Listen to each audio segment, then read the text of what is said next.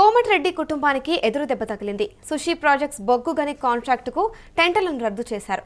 ఇక ఛత్తీస్గఢ్లోని కోబ్రా జిల్లా కుసుముందా సమీపంలో గనులను తవ్వకాలకైతే సుషి హైటెక్ ప్రాజెక్ట్స్ ప్రైవేట్ లిమిటెడ్కు ఇటు అనుమతులు ఇచ్చిన south eastern coal fields limited ప్రస్తుతం అయితే గడువులోగా 127 కోట్లు కట్టనందుకు చర్యలు తీసుకున్నారు. ఇక డిపాజిట్ కింద చెల్లించిన 50 లక్షలను కూడా స్వాధీనం చేసుకున్నట్టు తెలుస్తోంది. ఇక ప్రస్తుతం చూసుకుంటే ఇటు పెద్ద మొత్తం మీద ఇటు నష్టం కలిగితో ఇటు కోమటిరెడ్డి వెంకటరెడ్డి కుటుంబానికి ఒక ఎదురు దెబ్బ తగిలిందనే చెప్పాలి. ఇదే అంశంపైన పూర్తి డీటెయిల్స్ మా ప్రతినిధి భరత్ అందిస్తారు. భరత్, చెప్పండి, కోమటిరెడ్డి కుటుంబానికి ఎదురు దెబ్బ తగిలిందని తెలుస్తోంది. సుషి ప్రాజెక్ట్స్ బొగ్గు గని కాంట్రాక్ట్ టెండర్లను రద్దు చేస్తున్నారని తెలుస్తోంది. దీనిపై మీ దగ్గర పూర్తి డీటెయిల్స్ ఏంటి?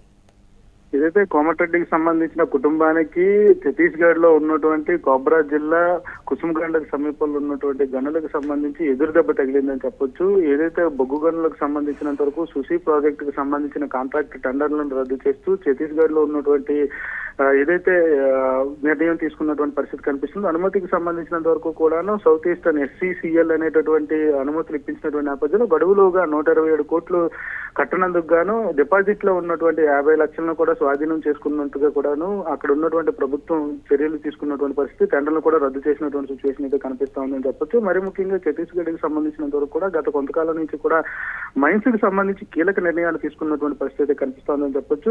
జిల్లాకు సంబంధించినంత వరకు కూడాను ఛత్తీస్గఢ్ లో ఉన్నటువంటి అక్కడ ఉన్నటువంటి మైన్స్ కి సంబంధించి గత కొంతకాలం నుంచి అక్కడ ఉన్నటువంటి ప్రభుత్వానికి ఎదురుదెబ్బ తగులుతున్నటువంటి పరిస్థితి. అదే విధంగా కూడాను మైన్స్ కి సంబంధించినంత వరకు రాష్ట్ర ప్రభుత్వానికి గానీ అటు గనుల శాఖ గానీ అందించాల్సినటువంటి అనుమతులకు సంబంధించినంత వరకు కూడా ఇవ్వాల్సినటువంటి బకాయిలు చెల్లించకుండాను అక్కడ ఉన్నటువంటి కాంట్రాక్టులు ఉండిపోవడంతో ఒక్కసారిగా అనుమతులు రద్దు చేయడం అంటూ మొదలుపెట్టింది. ఈ నేపథ్యంలో కోమటిరెడ్డి కుటుంబానికి కూడా ఈ షాక్ తగిలిందని చెప్పాల్సినటువంటి పరిస్థితి కనిపిస్తోందని చెప్పొచ్చు. మరీ ముఖ్యంగా ఛత్తీస్గఢ్ గవర్నమెంట్ కి సంబంధించినంత వరకు కొంతకాలం నుంచి కూడా గనులకు సంబంధించినంత వరకు కూడా కీలక నిర్ణయాలు తీసుకున్నటువంటి పరిస్థితి. రాష్ట్ర ప్రభుత్వానికి కానీ అక్కడ ఉన్నటువంటి శాఖలకు రావాల్సినటువంటి డబ్బులతో పాటుగా అవినీతి పెరిగిపోతున్నటువంటి నేపథ్యంలో ఇటువంటి నిర్ణయం తీసుకోవడంపై ఒక్కసారిగా షాక్ తగిలినటువంటి పరిస్థితి అయితే కనిపిస్తా ఉందని చెప్పొచ్చు. అంటే ఇప్పుడు గడువులోగా ఏవైతే 127 కోట్లను కట్టనందుకు చర్యలు తీసుకున్నారో, అంటే దీనికి ఇప్పుడు సాంకేతిక సమస్యల లోపం అంటారా, లేదంటే ఆర్థికంగా ఏమన్నా అసమర్థత లోపం అంటారా? దీనికి కారణం ఏమై ఉండొచ్చు?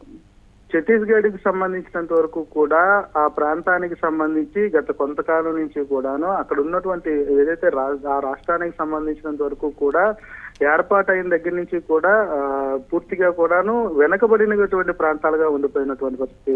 కుస్మా జిల్లాకి సంబంధించినంత వరకు కానీ అక్కడ ఉన్నటువంటి చుట్టుపక్కల జిల్లాల్లో మైన్స్ కి సంబంధించినంత వరకు అత్యధికంగా అనుమతులు ఇచ్చినటువంటి నేపథ్యం. పర్యావరణ అనుమతులతో పాటుగా ఇతర అనుమతులు కూడా బేఖాతరు చేస్తూ అప్పుడు ఉన్నటువంటి రాష్ట్ర ప్రభుత్వం కీలకంగా గనులను కేటాయించినటువంటి సిచ్యువేషన్.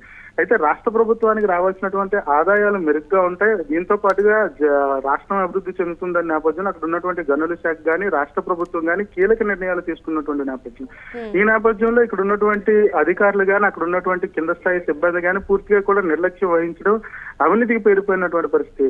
పూర్తిగా కూడాను గనుల శాఖలో అవినీతిమయం అయిపోయిన తర్వాత రాష్ట్ర ప్రభుత్వానికి అందాల్సినటువంటి బకాయిలు పూర్తిగా చెల్లింపు వ్యవహారంలో కూడా పట్టించుకోలేనటువంటి సిచ్యువేషన్ ఏర్పడింది. రాష్ట్ర ప్రభుత్వ ఆదాయానికి గండిపడుతున్నటువంటి నేపథ్యంలో అక్కడ ఉన్నటువంటి మంత్రులు కానీ స్థానికంగా ఉన్నటువంటి కలెక్టర్స్ కానీ పూర్తిగా కూడా దీని మీద దృష్టి సారించినటువంటి సిచ్యువేషన్. మరొకవైపు పర్యావరణానికి సంబంధించినంత వరకు ఛత్తీస్గఢ్ లో ఉన్నటువంటి కొండలు తరిగిపోతున్నటువంటి నేపథ్యం. ఆ నేపథ్యంలో పర్యావరణానికి సంబంధించినంత వరకు చాలా ఇబ్బంది కలిగేటటువంటి పరిస్థితి ఉంటుందంటూ కూడా పర్యావరణ శాఖ ఇప్పటికే మొట్టికాయలు వేసినటువంటి పరిస్థితి రాష్ట్ర ప్రభుత్వానికి సంబంధించినంత వరకు. ఈ నేపథ్యంలో ఒక్కసారిగా రాష్ట్ర ప్రభుత్వానికి ఆదాయం రాకపోగా తిరిగి మొట్టికాయలు పడుతున్నటువంటి నేపథ్యంలో కీలక నిర్ణయాలు తీసుకోవాల్సినటువంటి పరిస్థితి ఏర్పడడం, దాంతో పాటుగా కోమటిరెడ్డికి సంబంధించి దీనికి సంబంధించినంత వరకు కూడా పూర్తిగా కూడా ఏదైతే గనులకు సంబంధించినంత వరకు చాలా ఏళ్ల నుంచి కూడా గడువు ఉండిపోయినటువంటి పరిస్థితి. 127 కోట్లకు సంబంధించినంత వరకు బకాయిలకు సంబంధించి కోమటిరెడ్డి కుటుంబం చాలా రోజుల నుంచి కూడా ఈ సుషి ప్రాజెక్టుకి సంబంధించినంత వరకు చెల్లించకుండా ఎన్నిసార్లు గడువిస్తున్నప్పటికీ కూడాను చెల్లించలేనటువంటి నేపథ్యంలో డిపాజిట్ గా ఉన్నటువంటి 50 లక్షలను జప్తు చేసుకుంటూ ఇవ్వాల్సినటువంటి బకాయిలను చెల్లించాలంటూ కూడా వాళ్ళకు ఉన్నటువంటి గనులను కూడా డిపాజిట్ కింద చెల్లించిన 50 లక్షలు అయితే స్వాధీనం చేసుకున్నారు. ఇవి కాకుండా ఇంకా మొత్తం పైన ఎటువంటి చర్యలు తీసుకునే అవకాశాలు ఉన్నాయంటారు? ఖచ్చితంగా ప్రాజెక్టుకి సంబంధించినంత వరకు ఎవరైతే ఈ ప్రాజెక్టు ప్రాజెక్ట్ అందించారో ఆ ప్రాజెక్టుకి సంబంధించినంత వరకు ఎవరైతే సిఇఓ గానీ దానికి సంబంధించినంత వరకు చైర్మన్ లాంటి వాళ్ళు కానీ ఎవరెవరైతే ఉన్నారో వాళ్ళందరికీ కూడా ఇప్పటికే నోటీసులు అందాయి. బొగ్గులకు సంబంధించి టెండర్లకు సంబంధించినంత వరకు ఎవరెవరు ఈ ప్రాజెక్ట్ కి సంబంధించి కీలకంగా వ్యవహరించారు, ఛత్తీస్గఢ్ కి సంబంధించినంత వరకు ఎవరు ఈ టెండర్ లో పాల్గొన్నారనే దానిపై కొంత అనిశ్చితి నెలకొన్నప్పటికీ కూడా మరికొంత కాలంలోనే క్లారిటీ వచ్చే అవకాశం కనిపిస్తా ఉంది. అయితే దీనికి సంబంధించినంత వరకు ఇప్పటికీ మరొక అవకాశం అంటూ ఇవ్వడం అంటే జరిగింది. ఏదైతే బొగ్గు కొనుగోలు టెండర్లు రద్దు చేస్తూ బకాయిలు చెల్లించే వ్యవహారంలో చెల్లింపుల అనంతరం కూడాను దానికి సంబంధించి నిర్ణయాలు తీసుకునే పరిస్థితి అయితే ఉంటుంది. ఇప్పుడైతే మాత్రం ప్రెసెంట్ అయితే ఏదైతే టెండర్లను రద్దు చేయడంతో పాటుగా 50 లక్షలు ఉన్నటువంటి డిపాజిట్ ను స్వాధీనం చేసుకుంటూ మిగిలినటువంటి డబ్బులు చెల్లించాలంటూ కూడా నోటీసులు ఇచ్చినటువంటి పరిస్థితి. అప్పటికీ స్పందించకపోతే ఖచ్చితంగా క్రిమినల్ కేసులతో పాటుగా అక్కడ ఉన్నటువంటి రాష్ట్ర ప్రభుత్వం విధి విధానాలకు అనుగుణంగా కూడాను నిర్ణయాలు తీసుకునేటటువంటి పరిస్థితి కనిపిస్తా ఉందని చెప్పొచ్చు. అయితే కోమటిరెడ్డి కుటుంబానికి సంబంధించినంత వరకు ఈ సుచి ప్రాజెక్టు కి సంబంధించి ఎవరెవరు ఉన్నారు, దీంట్లో ఎవరెవరు ఇన్వాల్వ్ అయి ఉన్నారు, కుటుంబ సభ్యులు ఎవరెవరికి నోటీసులు వచ్చాయనే దానిపై ఇప్పటికైతే గోప్యత నెలకొన్నప్పటికీ కూడా అక్కడ ఉన్నటువంటి ప్రభుత్వం ఏదైతే ఈ టెండర్లను రద్దు చేయడంతో పాటుగా కొంత అవకాశం ఇచ్చినటువంటిగానే చెప్పాల్సినటువంటి పరిస్థితి. ఏదైతే బకాయి ఉన్నదో బకాయి చెల్లించాలంటూ కూడా నోటీసులు ఇచ్చినటువంటి పరిస్థితి. తదుపరి యాక్షన్ మరికొన్ని రోజుల్లో ఉండే అవకాశం అయితే ఉండబోతుంది. ఇప్పటికైతే నోటీసులు అందించినటువంటి సిచ్యువేషన్ అయితే చూడొచ్చు. మరి ఇప్పుడు ఈ వ్యవహారం పైన సుషి ప్రాజెక్ట్స్ ఇప్పుడు చట్టపరమైన పోరాటం కూడా చేస్తుందంటారా? ఖచ్చితంగా దీనికి సంబంధించి టెండర్లకు సంబంధించినంత వరకు కూడా ఈ టెండర్లు ఎప్పటి నుంచి ఎప్పటి వరకు ఇచ్చారు, టెండర్లు తీసుకునే సమయంలో వీళ్ళకి ఇవ్వాల్సినటువంటి ప్రభుత్వానికి చెల్లించాల్సినటువంటి ఏదైతే బకాయిలు ఉంటాయి, బకాయిలకు కానీ ప్రభుత్వానికి అందించాల్సినటువంటి ట్యాక్సులు కానీ వీటన్నిటికి సంబంధించి కూడా ఒకంత వాళ్ళకి పూర్తిగా కూడా డీటెయిల్స్ ఉండేటటువంటి పరిస్థితి. ఎంఓయూ జరిగినప్పుడే కూడాను పూర్తిగా ఏదైతే ప్రభుత్వానికి చెల్లించాల్సినటువంటివి అలాగే అదే విధంగా కూడాను సంవత్సరానికి సంబంధించినంత వరకు ఎలా జారీ చేయాలి, ఎటువంటి మైనింగ్ చేయాల్సినటువంటి పరిస్థితి ఉంటుంది, అదేవిధంగా అక్కడ జరిగేటటువంటి బ్లాస్టింగ్స్ మైనింగ్ జరుగుతుందా లేదనుకుంటే కటింగ్ మైనింగ్ ఉంటుందా, పూర్తిగా కూడా ఆ మైన్స్ కి సంబంధించినంత వరకు కూడా గనుల శాఖ కీలకంగా ఈ టెండర్లు వేసేటటువంటి పరిస్థితి.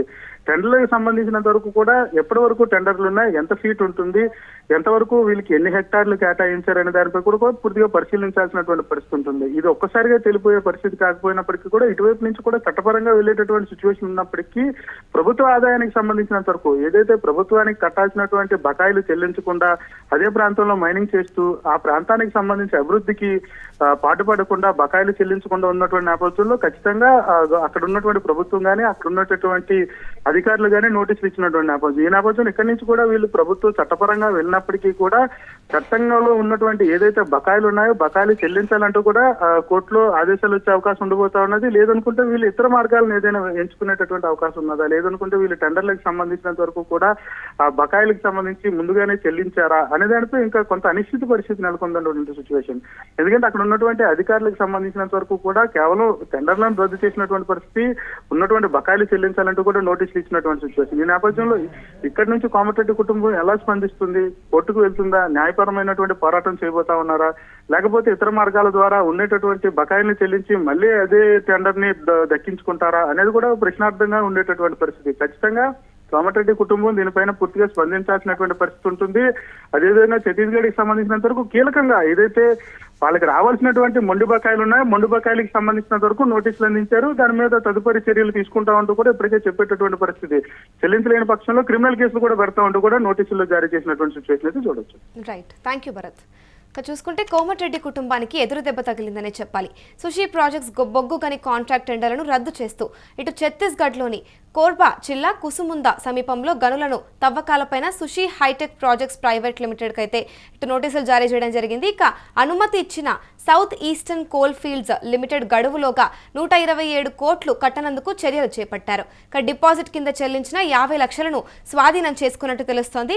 ఇక ఇదే నేపథ్యంలో ఈ ప్రాజెక్టుకు సంబంధించిన అధికారులపైన కూడా ఇటు నోటీసులు పంపించినట్టు తెలుస్తోంది. ఇక ప్రస్తుతం అయితే ఈ ప్రాజెక్టును రద్దు చేస్తూ సుషి ప్రాజెక్ట్స్ బొగ్గు గని కాంట్రాక్ట్ టెండర్లను రద్దు చేస్తున్నట్టు తెలుస్తోంది. దీని కింద ఏదైతే డిపాజిట్ కింద 50 లక్షలు ఉంటాయో దాన్ని కూడా స్వాధీనం చేసుకున్నారు.